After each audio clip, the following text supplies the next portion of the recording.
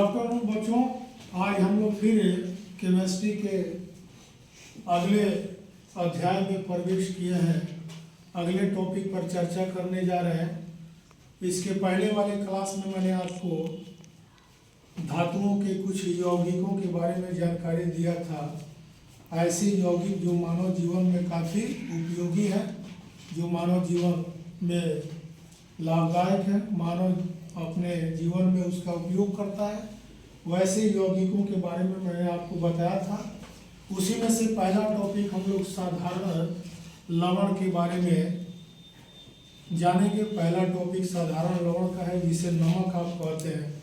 हर मनुष्य को नमक की आवश्यकता पड़ती है। अपने जीवन यापन के दौरान नमक उसे चाहिए, साल्ट की आवश्यकता पड़ती है।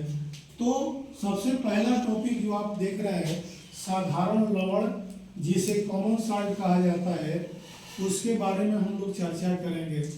आपको बता दिया जाए कि साधारण लवण सोडियम धातु का क्लोराइड होता है, जिसका रासायनिक सूत्र NaCl है, सोडियम क्लोराइड। क्या अर्थात यह सोडियम तथा क्लोरीन से बना हुआ है। जब सोडियम क्लोराइड आप देख रहे हैं तो यह एक सोडियम है, यह क्लोरीन है।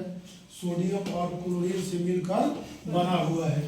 यह समुद्र जल में प्रचुर मात्रा में पाया जाता है। समुद्र का जो जल है उसमें प्रचुर मात्रा में पाया जाता है। इसका मतलब है कि पृथ्वी पर सबसे बड़ा स्रोत नमक का क्या है? समुद्र है ना। वहां से बहुत अधिक मात्रा में आपको नमक प्राप्त होता है। लेकिन जो नमक हम जिस स्रोत से प्राप्त करते हैं उसमें कुछ अशुद्धियां भी होती हैं। वह अशुद्धियां साधारण लवण में, नमक में MgCl2 के रूप में होती है। मैग्नीशियम क्लोराइड जो देख रहे हैं, MgCl2, इस रूप में अशुद्धियां पाई जाती है नमक में, है ना।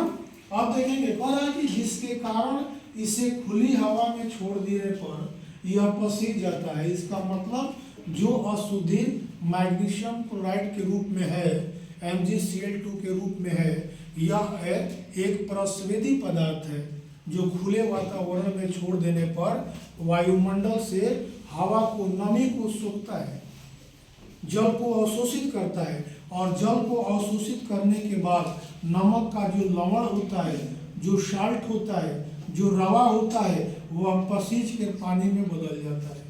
किसके कारण जी? MgCl2 के कारण। क्योंकि यह MgCl2 एक प्रस्वेदी पदार्थ है। प्रस्वेदी पदार्थ उसको कहते हैं जो वायुमंडल से नमी को, पानी को सोखता है।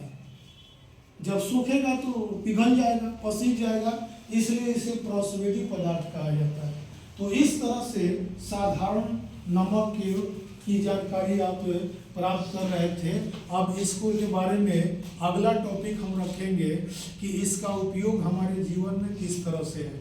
साधारण लवण का उपयोग हम किन किन रूपों में करते हैं, कैसे कैसे करते हैं। तो आप देख रहे हैं अलग अलग 10 टॉपिक दिया गया है। पहला उपयोग है दैनिक आहार के रूप में। दैनिक माने हम रोज प्रतिदिन जो भोजन तैयार करते हैं उसमें साग सब्जियों में नमक का इस्तेमाल करते हैं। क्या कितना हो हम बढ़िया सब्जी या खाना बना दें और नमक ना दें तो हमारा खाना स्वादिष्ट नहीं हो पाता है। दूसरा है सोडियम धातु के निर्माण में। जो सोडियम धातु बनाया जाता है, निर्माण किया जाता है, उसमें भी साधारण लवण का इस्तेमाल किया जाता है, उपयोग होता है। तीसरा है सोडियम हाइड्रोक्साइड बनाने में। चौथा है Cl2 गैस प्राप्त करने में, क्लोरीन गैस प्राप्त करने में। पांचवा टॉपिक है Na2CO3 के निर्माण में। सोडियम क्या कहा जाता है? कार्बोनेट। क्लियर। छठा है NaClO3, सोडियम क्लोरेट बनाने में। सातवां है बेकिंग सोडा बनाने में। बेकिंग सोडा आपको पढ़ना भी है। आप यौगिकों के रूप में धातुओं का यौगिक जो है बेकिंग सोडा, उसमें पढ़ना है। तो बेकिंग सोडा के रूप में 8 नंबर है HCl, है ना, के निर्माण में। दूसरा है विरंजक चूर्ण के रूप में।